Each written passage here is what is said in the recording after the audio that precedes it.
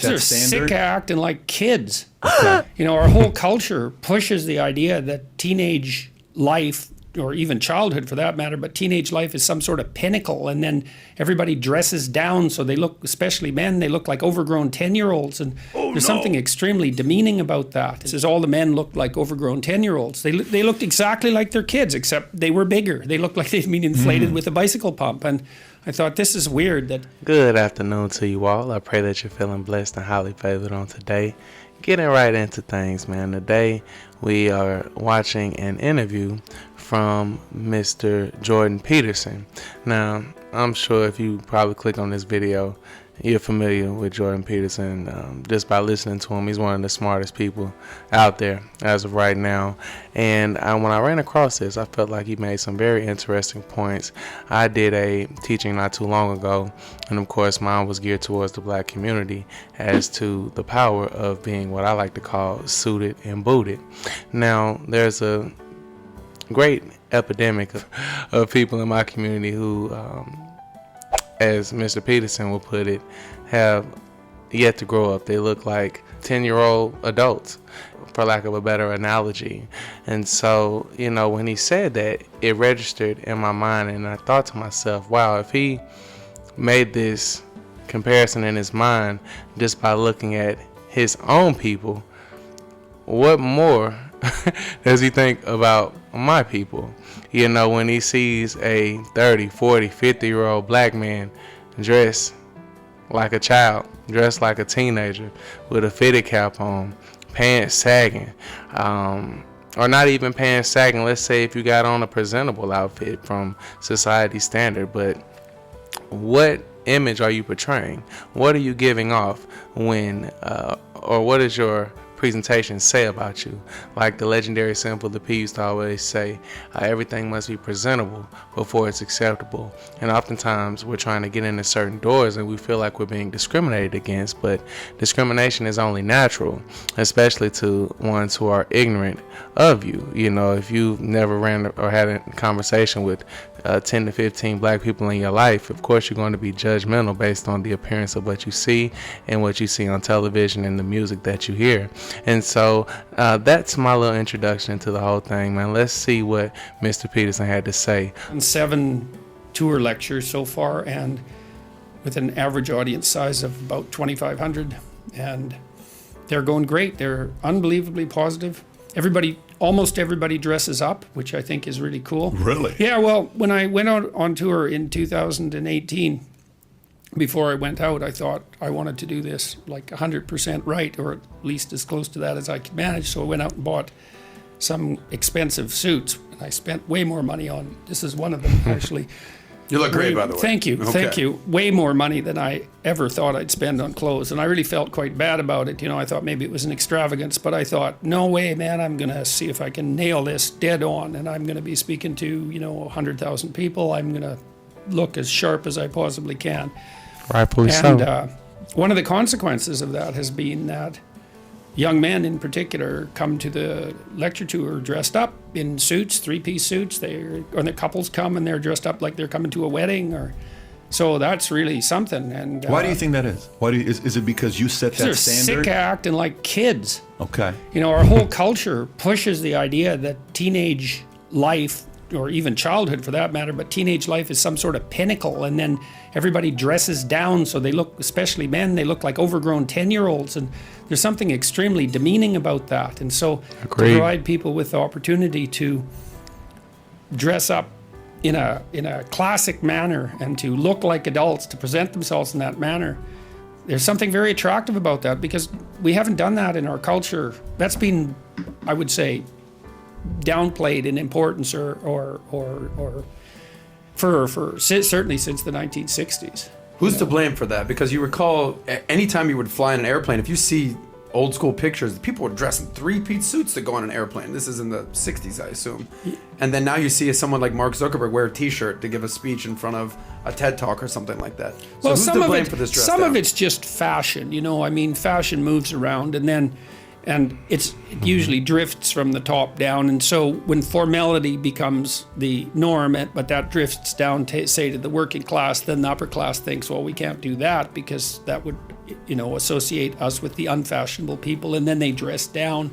And so then that drifts down the hierarchy. And so there's some of it's just fashion, but a lot of it too is this idea that this sort of reflexive, rebellious attitude that anything that violates traditional norms or even anything that's associated with patriarchal oppression and adulthood is to be eliminated in favor of what's hypothetically a more free individuality, but it's not because everybody looks the same. I was in Washington 4 or 5 years ago, maybe longer than that. It's probably longer than that when I first went in the summer.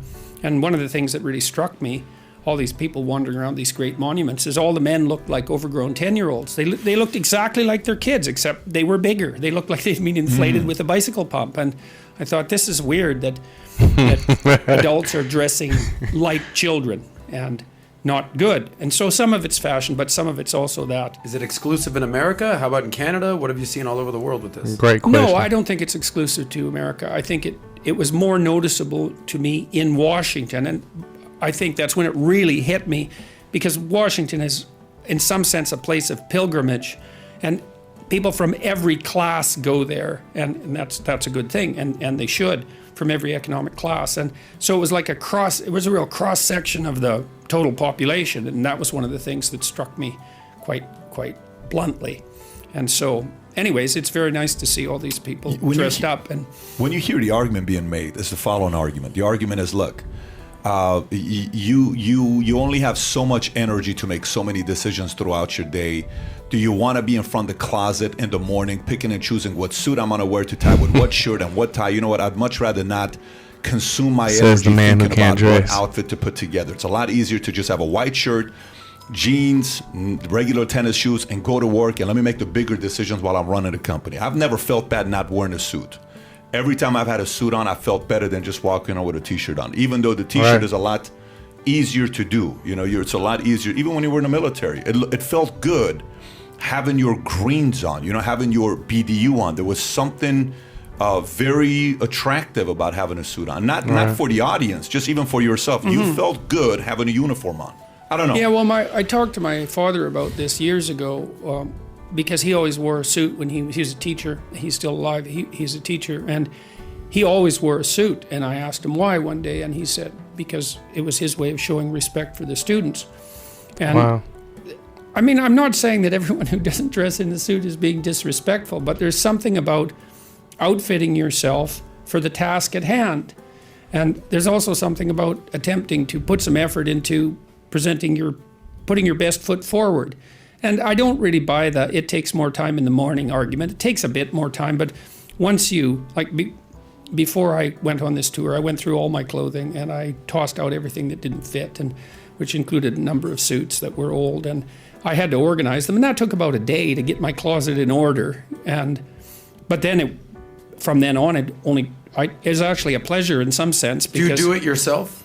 Do I do? Meaning, do you go through your closet, you do it yourself? Like Pat has a very unique way of, you don't pack anymore, Pat, do you? You have someone kind of help you out with that? Packing is not my strength in my life. I have a lot, that's one of my weaknesses. No, I still did that for the tour because I had to figure out what I was going to wear. But I've had people help me make clothing decisions, let's say. Now, it's often people who would like to make suits for me. So I have that as an advantage.